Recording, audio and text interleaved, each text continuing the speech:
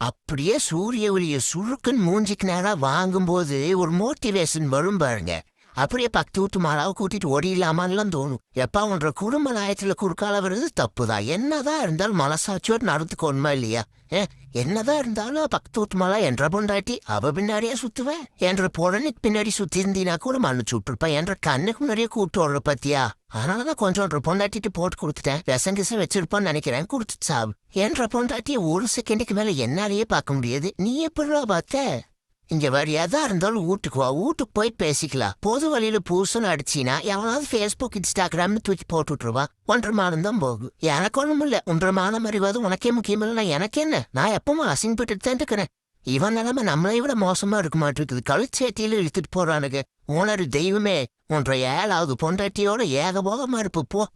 உனக்கெல்லாம் கல்லுல கோயில் கட்ட முடியாது. வேணா காத்துல வேணா கட்டுறேன் வச்சுக்க.